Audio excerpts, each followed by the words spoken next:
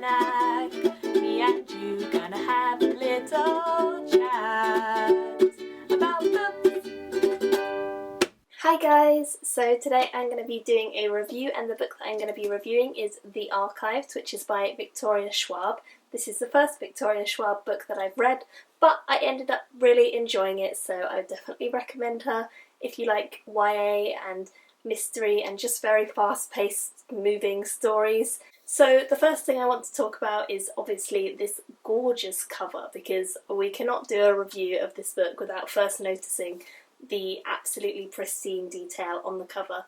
The Archived is so beautiful. This sort of puff of smoke that comes down, and the key here, it's all very balanced and just beautiful. So yeah, I love it, and it's a matte finish, which is beautiful. I absolutely adore the soft touch of a matte finish because I think it's so much nicer than a plasticky feel. It's very soft, it's vibrant, and even though it's a very dark background and you probably can't see, there are some houses on the back which looks like the sort of hotel that is described within the book. So on the whole, it's just a really lovely cover, very well designed, and I highly approve of the cover, so yes. So this story is basically set in a world where it's the same world as ours, but there are two other worlds that sort of go along with it. Our world is basically called the Outer, and then there are the Narrows, which is a kind of in-between place where the two worlds cross over, and the Archive, which is where essentially people go when they're dead. A record of their entire life is stored within their bodies, which they kind of store in the Archive. It's like a big filing system, but for ghosts, essentially. And the people who die, they go there, and it's sort of segmented into different sections, so for different counties you'd have a different archive, but they're all under the one big sort of archive world, and it's just a really cool idea to sort of file people away once they die and still have the record of their life forever longer. But it's just a really wonderful idea, so that definitely kind of got me into the book really quickly and definitely made me want to read it. So the main character is called Mackenzie, and she's rather a kick-ass character. She's very sort of high-class, alpha female type woman, and she knows what she wants. She's been given this job that she has to return the histories who escape. That's the name of the dead people who are filed away.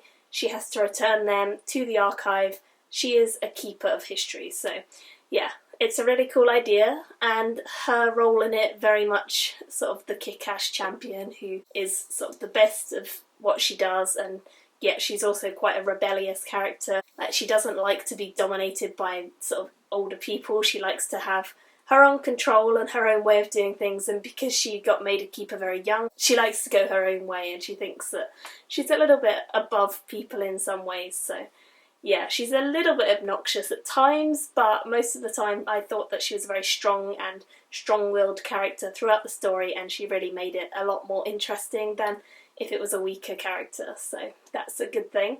And then the other main character is Wesley. She meets him very early on, and Wesley is a really funny guy. He's very witty, he's very charming, and he's very sort of self-indulged, but also very much, he can laugh at himself, and he has a laugh with her, and it's a very interesting sort of relationship that the two of them have as friends, and yeah, it's just a really lovely dynamic that the two of them make throughout the story, so it's definitely really engaging in that kind of way, and he was definitely a character who I related with and who I could see was a good match for her sort of dominant character, because he kind of made her laugh a bit and sort of loosen up a little bit from just worrying about her job all of the time. But yeah, he was a very fun character as well. So the final character who I want to bring up, even though he's not exactly a main character, is Roland. Roland works in the Archives, and he is just a really sort of fatherly figure, very grand and very sort of high up in the library. He's very much a caring figure, and behind his sort of facade of being very prim and proper, he's actually very caring towards Mackenzie and very fatherly and very loving, and he does have a lot of consideration. And we also learn a lot of the very important things about the library and about the whole concept of the Archived from him, so I definitely felt like he was worth a mention as well. The plot was really fast-paced, very vibrant, and I definitely found myself being sucked into this story right from the very start, because just the whole concept was really intriguing, and then the writing is being so sort of fast-paced and moving you along was a very good read on the whole, and made me want to just rush through it and see how it all ended. So I did really enjoy that aspect. There's nothing spectacular about the writing in my opinion, just that it's very fast paced, which to me is a good thing, because in comparison to all the high fantasy that I usually read, this is such a quick read. But it took me a few hours to read the whole thing really over the course of 2 days. So yeah, it's a very, very fast read. It's not a big book at all, but it's a very good one. So I ended up giving it a 4-star rating, and I did enjoy it. If you like the idea of ghosts and sort of very fast-paced and fast-moving stories, and you like YA,